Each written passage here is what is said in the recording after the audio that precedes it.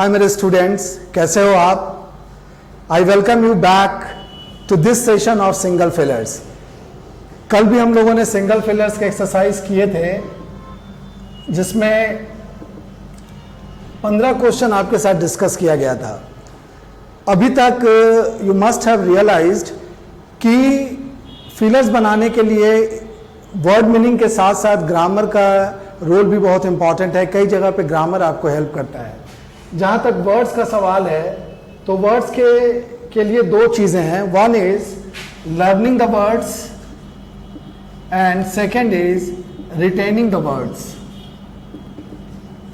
Learning and retaining, इसमें से अगर हम डिस्कस करें तो जैसे मैं आपके साथ वर्ड मीनिंग डिस्कस करता हूँ, उस प्रोसेस में आप वर्ड को लर्न कर लेते हैं। लेकिन ज़्यादातर लोगों की यही कॉम्प्लेन होती है कि एक बार तो लर्न कर लिया, लेकिन अगर 10 दिन के बाद मेरे से वर्ड पूछा जाए तो भूल जाता हूँ। इसका कुछ उपाय बताइए सर।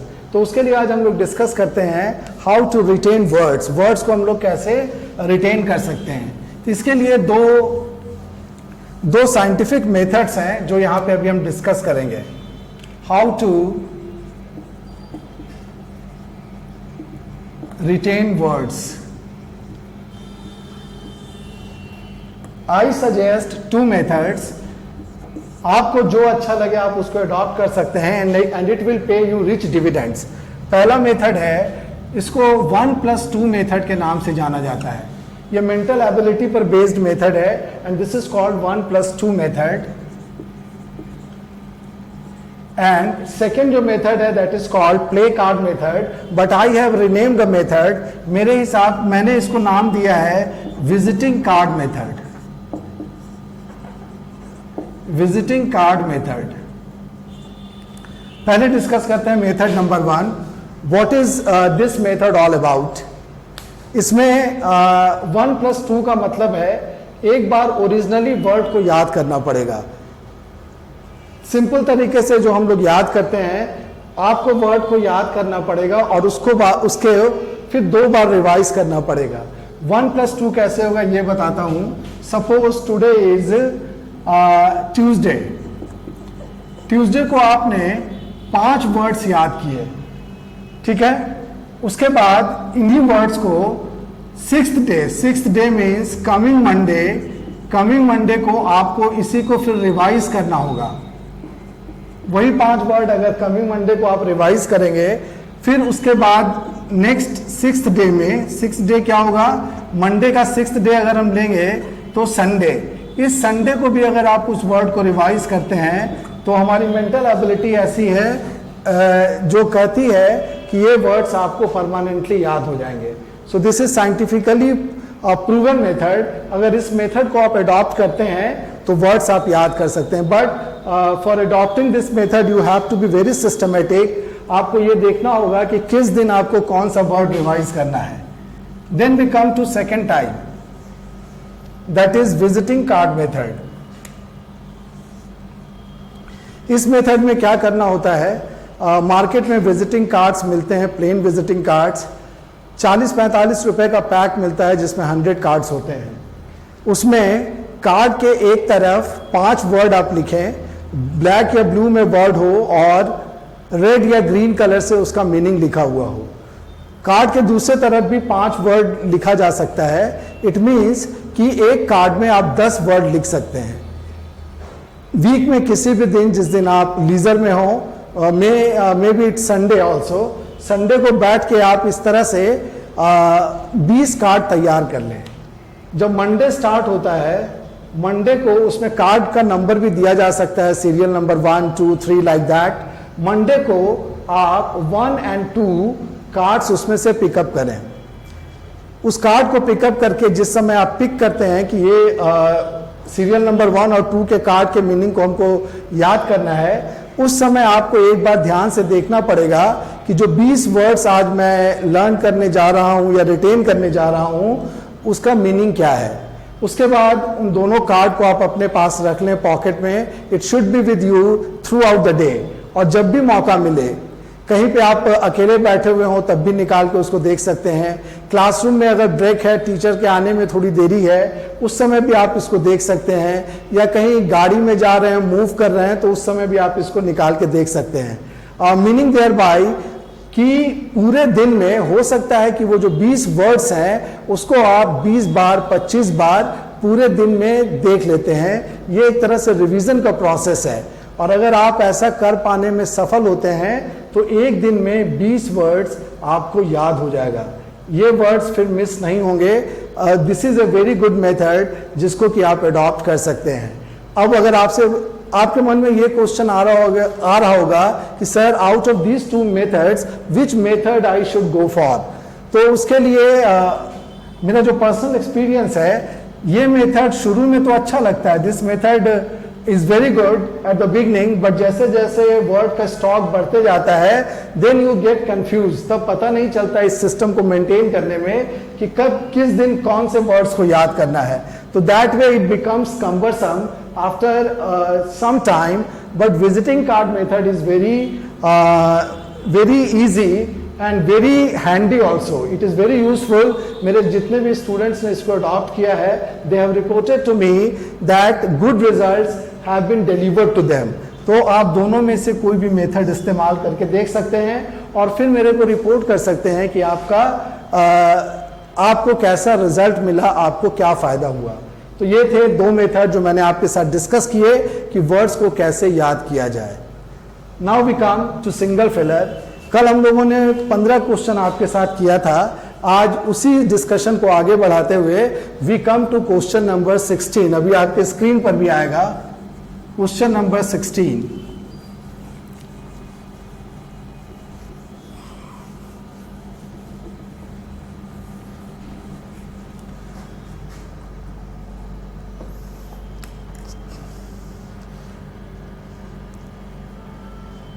क्वेश्चन नंबर 16 के ऑप्शंस हैं A, B, C, D। Approximately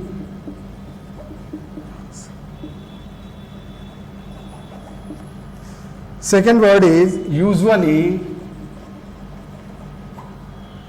third is naturally, and the fourth option is differently। जहां तक वर्ड्स का सवाल है, आई होप कि आपको सभी वर्ड्स पता होंगे। अप्रॉक्सीमेटली का मतलब होता है लगभग, यूजुअली मीन्स सामान्यता, आम तौर पर, उसके लिए हम लोग वर्ड यूज करते हैं यूजुअली। नेचुरली मीन्स प्राकृतिक रूप से, ये एक एडवर्ब है, यहाँ पे चारों ही वर्ड एडवर्ब में एलवाई लगा हुआ है। और लास्ट वर्ड है डिफरेंटली, मीन्स अलग अलग प्रकार से। Now we come to the sentence. Land reform के बारे में बताया गया है कि land reform dash refers to redistribution of land from the rich to the poor. सामान्य तौर पर लैंड रिफॉर्म क्या करता है, ये जमीनों का दोबारा बंटवारा करता है, पुनः बंटवारा करता है। अमीरों से गरीबों के बीच में जमीन बांटी जाती है। तो ये एक यूजुअल प्रोसेस है, सामान्य प्रक्रिया यही है। सो द आंसर इज यूजुअली। यहाँ पे अप्रॉक्सीमेटली यूज करेंगे तो गलत हो जाएगा, नेचुरली यूज करेंगे तब भी गलत हो जाएगा, और डिफरेंटली भी यूज करेंगे तब भी गलत हो जाएगा। So the answer is B. Then question number 17।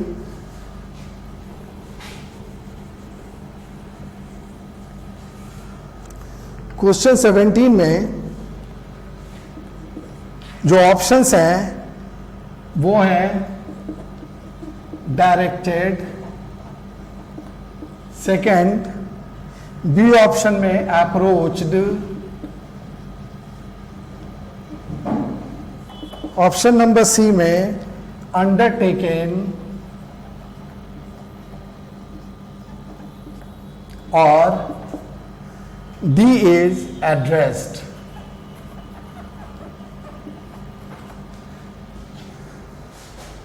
इसमें जो वर्ड्स हैं, डायरेक्ट मीन्स होता है निर्देश देना, जैसे ही डायरेक्टेड द फिल्म, वहां पे हम लोग इस वर्ड को यूज करते हैं। अप्रोच मीन्स होता है पहुंचना, जैसे I approach the prime minister, मैंने प्राइम मिनिस्टर तक पहुंचने की कोशिश की, वहां पे हम लोग वर्ड यूज करते हैं अप्रोच। अप्रोच मीन्स पहुंचना। अंडरटेक एक वर्ड है, अंडरटेक मीन्स होता है किसी चीज को लेना, किसी जिम्मेदारी को लेने के लिए हम लोग वर्ड यूज करते हैं अंडरटेक। और फिर एक वर्ड है एड्रेस। एड्रेस का 2-3 मीनिंग होता है। एड्रेस का एक मीनिंग तो होता है पता, ये सबसे कॉमन मीनिंग है। एड्रेस नाउन के रूप में भी यूज होता है और वर्ब के रूप में भी यूज होता है। If it is a noun तो एड्रेस मीन्स होता है पता। एड्रेस का दूसरा मीनिंग होता है संबोधित करना। जैसे कोई नेता है और उन्होंने किसी मीटिंग को संबोधित किया तो वहां पे वर्ड यूज किया जाता है एड्रेस। एड्रेस का एक तीसरा मीनिंग भी होता है किसी समस्या का समाधान निकालना। The government is trying its best to address the difficulties caused by the pandemic कोविड-19। उस समस्या का समाधान निकालने की कोशिश कर रही है, तो वहां पे हम लोग इसी वर्ड को यूज करते हैं। अब देखते हैं कि सेंटेंस में इन तीनों में से कौन सा वर्ड फिट होता है। ही dash the gathering in impressive English.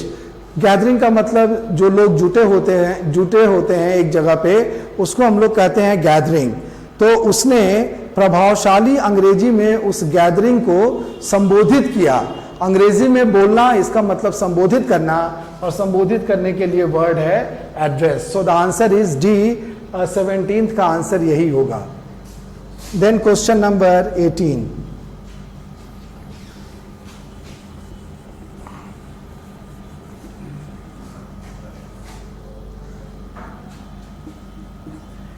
Eighteenth में जो ऑप्शंस हैं वो हैं cleverly, second is finally, C is perfectly, and D is positively.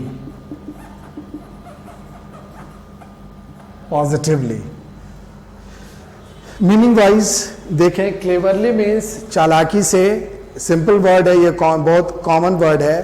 Finally means आखिरकार या अंततः। परफेक्टली मीन्स जब किसी काम को बिल्कुल सही तरीके से किया जाता है तो हम लोग यूज करते हैं कि you did the job perfectly. और एक वर्ड है पॉजिटिवली। पॉजिटिवली मीन्स निश्चित रूप से, मैं पॉजिटिवली कल तक वापस आ जाऊंगा, निश्चित रूप से वापस आ जाऊंगा। तो ये वर्ड्स हैं। अब सेंटेंस में देखते हैं, डैश, फिल्म ये डैश से ही शुरू हुआ है, सेंटेंस ब्लैंक है। As part of a periodic change in membership there have also been several changes to our editorial board.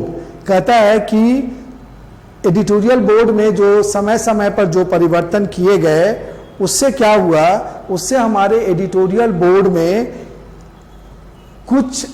कई परिवर्तन आ गए। तो ये एक प्रोसेस है जो धीरे धीरे हुआ, और इसका एंड रिजल्ट क्या हुआ कि एडिटोरियल बोर्ड में कई परिवर्तन आ गए। तो फाइनली के लिए या अंततः के लिए हम लोग कौन सा वर्ड यूज करेंगे? Finally. So the answer is finally. Finally यहां पे होगा। और जब चूंकि सेंटेंस के शुरू में है तो इसको हमें कैपिटल लेटर से लिख देंगे तो अच्छा होगा। It should be finally, perfectly, positively and cleverly. तो answer is finally. Then we come to question number 18। 18 तो हो गया। 19th में हम लोग देखते हैं।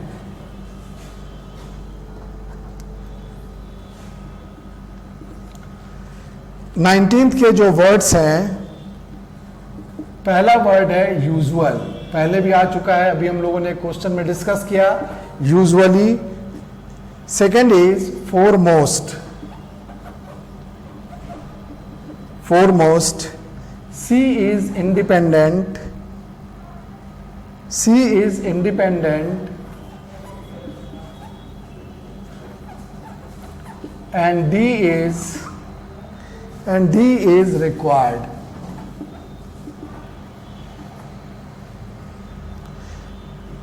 Options are usual, foremost, independent and required. Usual means होता है सामान्यता, जनरली के लिए वर्ड हम लोग यूज करते हैं यूजुअली। जैसे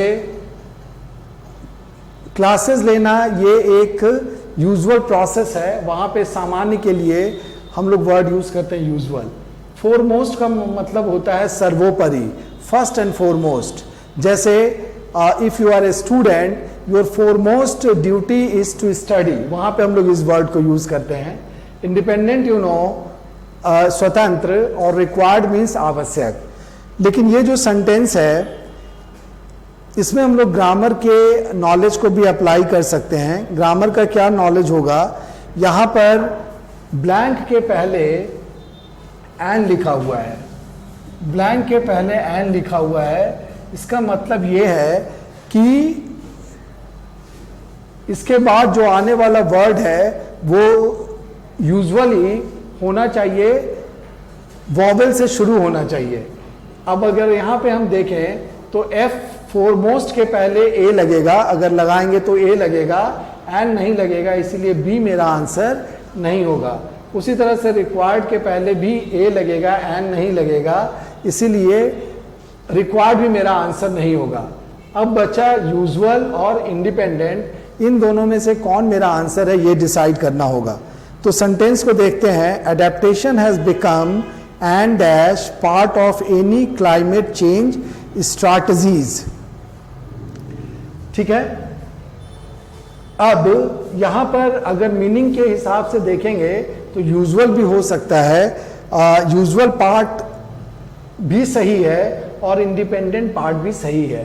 बट यूजुअल को अगर हम हिंदी में लिखते हैं तो ऐसे लिखना होता है यूजुअल, और जब आर्टिकल मैं पढ़ाऊंगा उसमें डिटेल में डिस्कशन होगा कि वैसा इंग्लिश वर्ड जो यू से शुरू होगा उसके पहले ए लगता है, और अगर हम एन लगा देंगे तो गलत होगा। जैसे यूनिवर्सिटी, यूनिवर्सिटी के पहले ए लगता है ना कि एन। जैसे यूनिक अपॉर्चुनिटी, यूनिक के पहले ए लगता है ना कि एन। तो इसीलिए यूजुअल वर्ड यहाँ पर ब्लैंक में फिट नहीं होगा, इसीलिए यूजुअल मेरा आंसर नहीं होगा। We are left with only one answer, that is independent. Then we discuss question number 20 number question आपके स्क्रीन पे दिख रहा होगा। इसके ऑप्शंस को यहां पे लिखता हूं पहले। ए है uncommon, B is scarce, C is incomplete,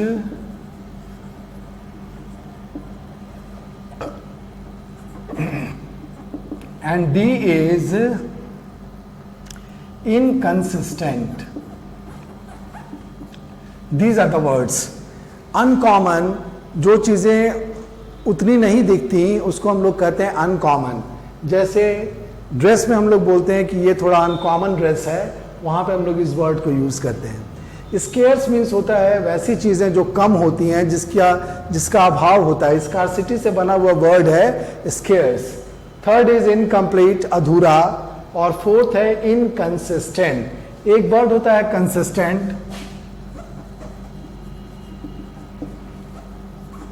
consistent का मतलब निरंतर। जैसे अगर किसी भी कॉम्पिटिटिव एग्जाम में आपको रिजल्ट लेना है तो you are suppose to be consistent in your studies.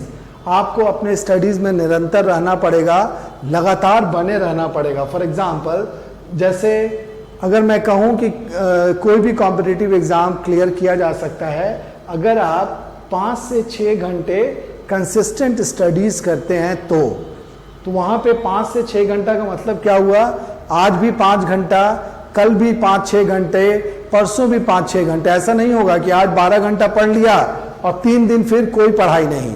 तो वहाँ पे हम लोग वर्ड यूज करते हैं कंसिस्टेंट, और उसका अपोजिट वर्ड है इनकंसिस्टेंट, जो चीज निरंतर नहीं होती। सब वर्ड का मीनिंग पता है। Now we discuss the sentence. Mineral resources are dash and difficult to find. Mineral resources के बारे में ये सेंटेंस है कि खनिज जो संसाधन हैं वो मुश्किल से मिलते हैं। मुश्किल से मिलने का मतलब इट इम्प्लाइज दैट कि इनकी कमी रहती है। तो कमी के लिए हम लोग कौन सा वर्ड यूज करेंगे, कमी के लिए हम लोग वर्ड यूज करेंगे scarce. So the answer is B. ये था question number 20। Now we discuss question number 21। 21 के जो ऑप्शंस हैं वो बोर्ड पे हैं। वर्ड्स आर assumption, अप्रॉक्सीमेट, देखिए ये वर्ड पहले भी आया था अप्रॉक्सीमेटली, उसी से बना हुआ एडजेक्टिव है ये अप्रॉक्सीमेट। सी मीन्स, सी में जो ऑप्शन में वर्ड है वो है स्लाइड और डी है डायरेक्ट। एजम्पशन मीन्स होता है किसी चीज को मान लेना, किसी चीज के अनुमान के लिए हम लोग वर्ड यूज करते हैं एजम्पशन। अप्रॉक्सीमेट मीन्स होता है लगभग, एजम्पशन नाउन है, अप्रॉक्सीमेट एक एडजेक्टिव है, स्लाइड भी एक एडजेक्टिव है, और अगर डायरेक्ट की बात करें तो डायरेक्ट एडजेक्टिव भी हो सकता है और डायरेक्ट वर्ब भी हो सकता है। स्लाइड मीन्स होता है थोड़ा, जैसे उसके और तुम्हारे हैंडराइटिंग में स्लाइट डिफरेंस है, हल्का फुल्का अंतर है, तो वहां पे हम लोग वर्ड यूज करते हैं स्लाइट। और डायरेक्ट अगर एडजेक्टिव है तो इसका मतलब सीधा, जैसे दिल्ली से पटना के लिए डायरेक्ट फ्लाइट है तो वहां पे हम लोग as an adjective word use करते हैं direct. And if it is used as a verb तो डायरेक्ट मीन्स होता है निर्देशन देना, उसके लिए वर्ड हम लोग यूज करते हैं डायरेक्ट। अब यहाँ पे देखते हैं सेंटेंस में क्या कहता है। सेंटेंस है institutional and financial regimes have an impact upon the socio economic efficiency infrastructure.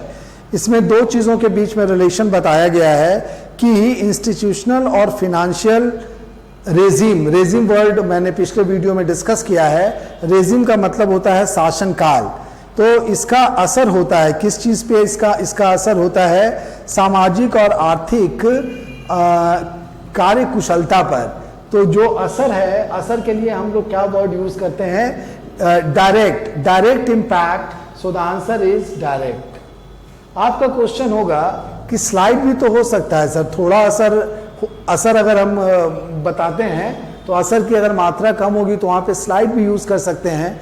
But अगर इकोनॉमिक्स की आपको समझ है तो ये जो रिलेशनशिप है, this is a direct relationship between these two things. तो इसीलिए यहाँ पे हम लोग by using our common sense we will take the word direct. Then question number 22।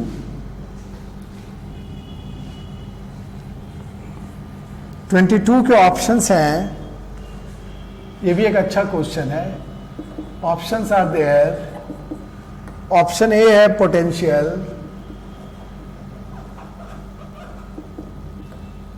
Second is security, third is availability,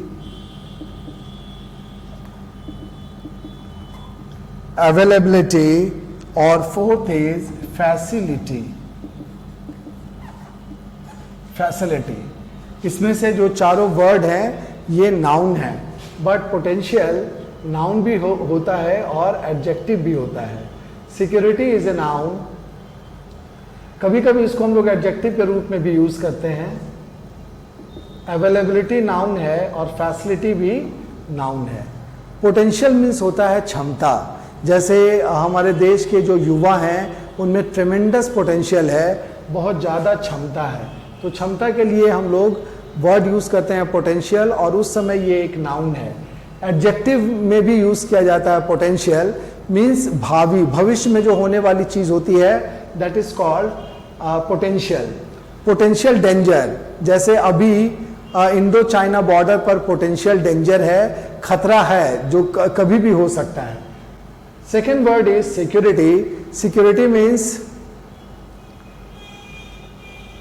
सुरक्षा। सुरक्षा के लिए वर्ड हम लोग यूज करते हैं सिक्योरिटी नाउन, और अगर सिक्योरिटी पर्सनल कहीं पे लिखा हुआ है तो वहां पे सुरक्षा के कर्मचारी के लिए एज एन एडजेक्टिव भी यूज किया जा सकता है सिक्योरिटी। Third is available. हम वर्ड जानते हैं, अवेलेबल मीन्स होता है उपलब्ध होना, और उसी का नाउन है अवेलेबिलिटी मीन्स उपलब्धता। जैसे लॉकडाउन के दौरान भी दूध की अवेलेबिलिटी बनी हुई थी, उसके लिए कोई दिक्कत हम लोगों को नहीं हुई, तो वहाँ पे हम लोग वर्ड यूज़ करते हैं अवेलेबिलिटी। और फैसिलिटी मीन्स होता है सुविधा। अगर आप मेरे कोचिंग को ज्वाइन करते हैं तो आपको ये सारी फैसिलिटीज़ मिलेंगी, ये सुविधाएं मिलेंगी। So these are the words जो कि ऑप्शंस में दिए गए हैं। Now we discuss the sentence. Question number 22 में कहा गया है the retail sector of India is vast and has huge dash for growth and development as the majority constituents are unorganised. India में अगर रिटेल सेक्टर की बात करें तो अगर इकोनॉमिक्स आपने पढ़ा होगा तो रियली इसका बहुत बड़ा स्कोप है, और स्कोप अगर बड़ा है इसका मतलब क्या है, इसमें संभावनाएं ज़्यादा हैं, इस सेक्टर की क्षमता ज़्यादा है, तो क्षमता के लिए हम लोग वर्ड यूज़ करेंगे potential. So the obvious answer is potential, इसमें कोई डाउट नहीं होना चाहिए। ये था क्वेश्चन नंबर 22। 22 का आंसर है potential. Option number A is the correct answer.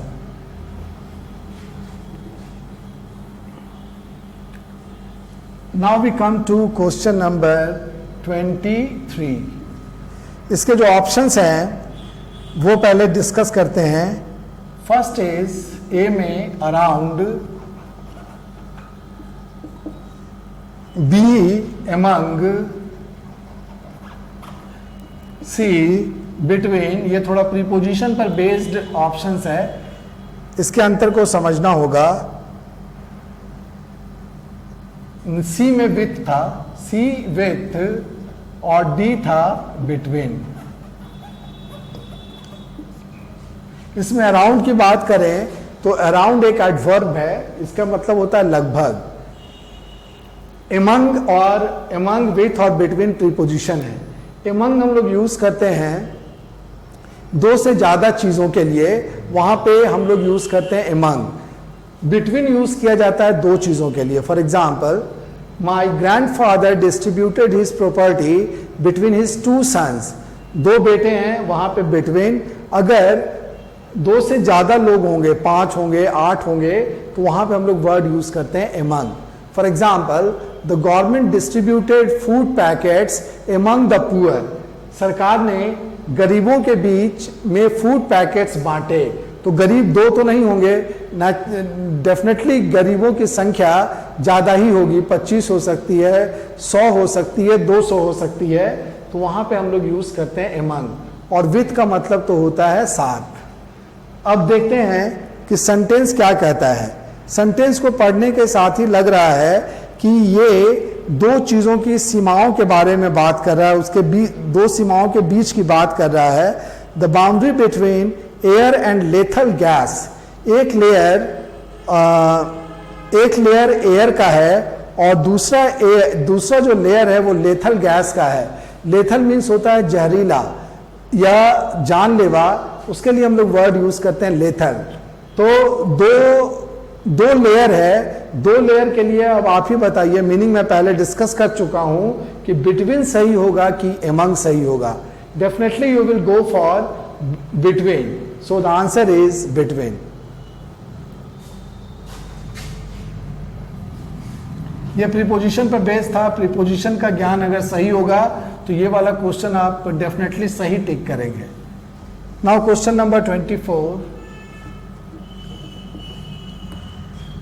24 में ऑप्शंस हैं, अच्छे अच्छे वर्ड्स हैं इसमें। Awakening, second is locating, third is recognising, और ऑप्शन नंबर डी में है introducing. Introducing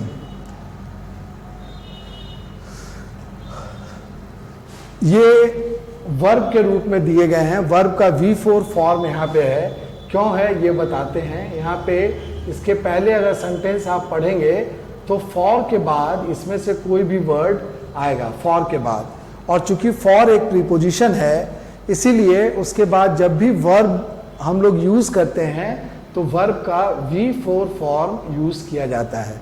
This is very important and this is one of the top 5 rules of English grammar जिसको comparative exam के लिए जानना चाहिए.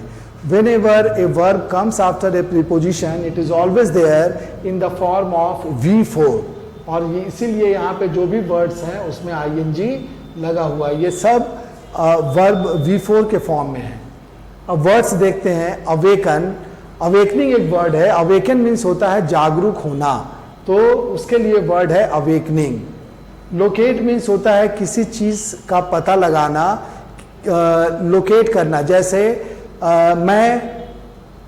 मैं मिसिंग वर्ड को लोकेट कर रहा हूं, उसका पता लगा रहा हूं, वहां पे हम लोग वर्ड यूज करते हैं लोकेट.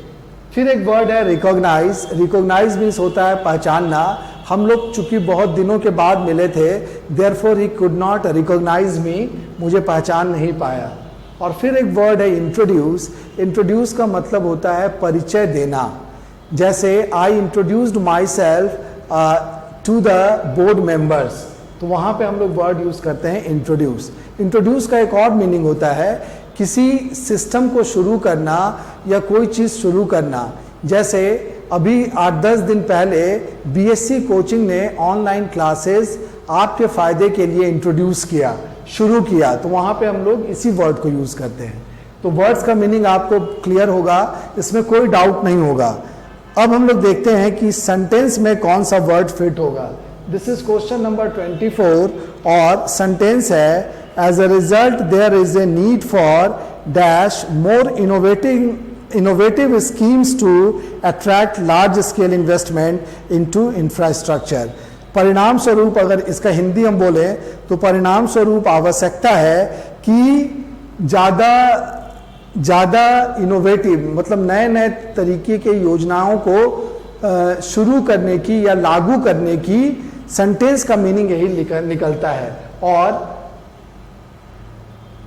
जब किसी चीज को, जब कोई योजना लागू की जाती है या शुरू की जाती है, तो उसके लिए हम लोग वर्ड यूज करते हैं इंट्रोड्यूस. जैसे ऑनलाइन क्लासेस का शुरू किया जाना, तो वहां पे हमने क्या बताया था कि वहां पे वर्ड यूज होगा introduce. So the correct answer is D, introducing.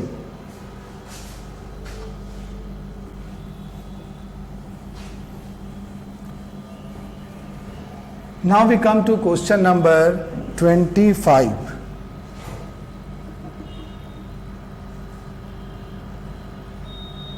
Question number 25. Words are A, B, C, D. जो ऑप्शंस में वर्ड्स हैं वो हैं करप्शन. देखिए एक चीज़ यहाँ पे ध्यान रखिएगा, इस सेंटेंस के शुरू में ही ब्लैंक है, इसीलिए जो ऑप्शंस लिखे गए हैं या यहाँ पे जो मैं लिख रहा हूँ वो भी कैपिटल लेटर से है. करप्शन, फॉल्ट, सी है सिस्टम्स, और फिर है मिस यूज. करप्शन मीन्स भ्रष्टाचार, यू नो. फॉल्ट मीन्स गलती, सिस्टम मीन्स होता है पद्धति, और मिसयूज का मतलब होता है दुरुपयोग. अब हम देखते हैं कि सेंटेंस क्या बोलता है. Question number 25 sentence is there and poor blank है and poor governance have been major problems in many countries. कई देशों में जो बड़ी समस्याएं हैं उनमें से एक समस्या है कुशासन की. यहाँ पे वर्ड यूज किया गया है गवर्नेंस. गवर्नेंस मीन्स होता है शासन. गुड गवर्नेंस, सुशासन. ये वर्ड आप लोगों ने सुना होगा, बिहार के लिए यूज किया जाता है कि नीतीश बाबू के राज में बिहार में सुशासन है, मीन्स गुड गवर्नेंस है. इसका अपोजिट वर्ड होता है कुशासन, बैड गवर्नेंस. ये दोनों एक दूसरे के अपोजिट वर्ड्स हैं. फिर यहाँ पे एक वर्ड दिया हुआ है मिसयूज. मिसयूज मीन्स होता है दुरुपयोग. ये तो हम लोग डिस्कस कर चुके. अब देखते हैं कि दो चीजें जो मिलकर समस्या बनाती हैं वो क्या हो सकती हैं. अगर पुअर गवर्नेंस है, कुशासन है, इसका मतलब कि वहां पे करप्शन भी प्रिवेलेंट होगा. सो द आंसर इज करप्शन. इसके अलावा अगर आप कोई भी वर्ड इसमें फिट करना चाहेंगे तो वो सही नहीं होगा.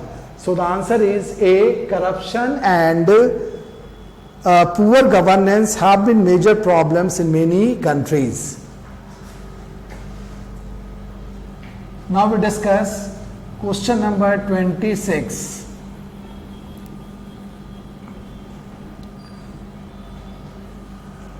Question 26, इसके ऑप्शंस हैं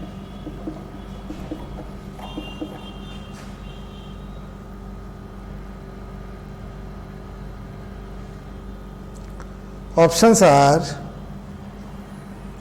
नीडेड, नीडेड के बाद एक्सटेंडेड,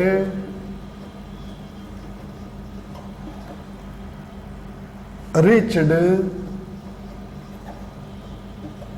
एंड परफॉर्म्ड। सेंटेंस के हिसाब से देखेंगे तो ये वर्ब के पास्ट पार्टिसिपल्स यहाँ पे लिखे हुए हैं। नीड का मतलब होता है ज़रूरत होना, वहाँ पे हम लोग वर्ड यूज़ करते हैं नीड। एक्सटेंड मीन्स बढ़ाया जाना, जैसे लॉकडाउन को बढ़ाया गया था, lockdown was extended. Reach means पहुँचना, और परफॉर्म मीन्स होता है किसी काम को निष्पादित करना, जैसे ही performed well at this exam, वहाँ पे हम लोग इस वर्ड को यूज़ करते हैं। अब देखते हैं सेंटेंस में इसका क्या मीनिंग है। ग्रोथ हैड डैश 15.5%, विकास दर जो है वो 15.5% पर पहुंच गया था। यहाँ पे सेंटेंस में ब्लैंक है, लेकिन ब्लैंक के लिए वर्ड हम लोग क्या पुट कर सकते हैं, पहुंचना। और पहुंचने के लिए अगर इन चारों ऑप्शंस में जो वर्ड है उसको देखेंगे तो your answer must be C. तो C is the correct answer. And now we are going to discuss the last sentence of today's session, question number 27. Single filler का ये लास्ट क्वेश्चन है जो अब हम लोग डिस्कस करते हैं। पहला वर्ड है perceived, second is considered,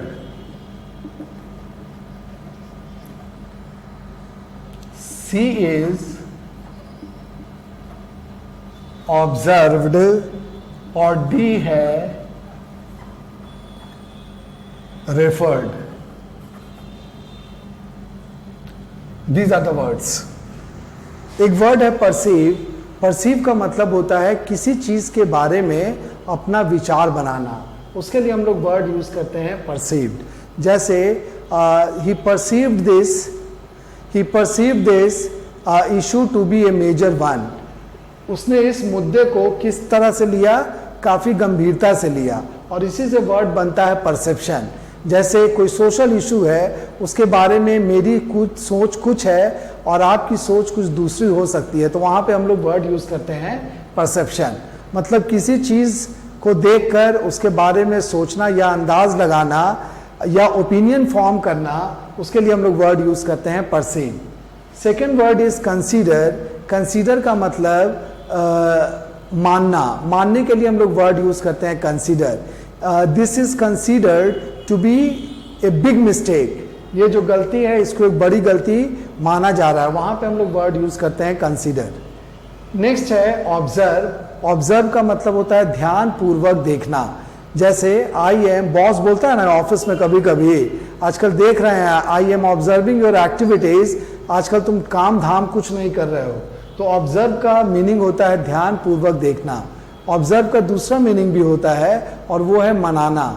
जैसे आज शाम में अगर ईद का चांद दिखाई दिया तो तुरंत न्यूज आने लगता है Eid will be observe tomorrow, Eid कल मनाया जाएगा, वहां पे हम लोग वर्ड यूज करते हैं observe. A 2 minute silence will be observe for the peace of the departed soul. 2 minute की शांति रखी जाती है, मौन रखा जाता है आत्मा की शांति के लिए, तो वहां पर भी हम लोग इसी वर्ड को यूज करते हैं। और रेफर का मतलब होता है किसी चीज की अनुशंसा, अनुशंसा तो नहीं वर्ड यूज करेंगे, किसी चीज को अग्रसारित कर देना। फॉर एग्जाम्पल, जैसे मान लीजिए आप किसी छोटे हॉस्पिटल में गए और वहां पे कोई सीरियस बीमारी आई, तो डॉक्टर क्या करता है, डॉक्टर आपके केस को आगे रेफर कर देता है, तो उसका मतलब यही होता है। अब ये चारों ऑप्शंस मेरे सामने हैं and sentence is let us find out why Pluto is no longer dash a planet. आइए पता लगाते हैं कि प्लूटो को अब एक प्लेनेट क्यों नहीं माना जाता है या समझा जाता है। तो उसके लिए हम लोग वर्ड यूज करते हैं considered. Let us find out why Pluto is no longer considered a planet. So the answer is B. तो ये था क्वेश्चन नंबर 27 और उसका आंसर उसके ऑप्शंस। इसी के साथ ही फिलर का ये जो लेसन था अभी तक हम लोगों ने इस पे 6 सेशंस किए 4+2। जो 4 सेशंस थे वो डबल फिलर्स के थे, जिसमें 3 टाइप बताया गया था डबल फिलर्स का जो एग्जाम्स में आता है। और जो 2 सेशंस थे कल और आज के, वो सिर्फ सिंगल फिलर्स पर थे। कल हम लोगों ने 15 क्वेश्चंस डिस्कस किए थे आपके साथ और आज 12 question, all together 27 questions of single fillers were discussed with you. इस प्रोसेस में जो वर्ड्स डिस्कस किया गया, ऑप्शंस के एक एक वर्ड को मैंने आपके लिए डिस्कस किया। और अगर वर्ड्स की बात करेंगे तो एक अच्छा खासा स्टॉक आपके पास क्रिएट हो गया होगा अगर आपने सीरियसली इस वीडियो को लिया होगा। बीच बीच में मैंने बताया आपको कि इन वर्ड्स को एक जगह पे नोट करके उसका मीनिंग आप लिख लीजिए। तो that way you have been so far able to create a good stock of words for yourself, जो कि आगे एग्जाम्स में मदद करेंगे। इसी के साथ फिलर का हमारा ये सेशन शुरू हुआ। कल फिर एक दूसरे टॉपिक के साथ हम आपसे मुखातिब होंगे। तब तक के लिए थैंक यू, गुड बाय।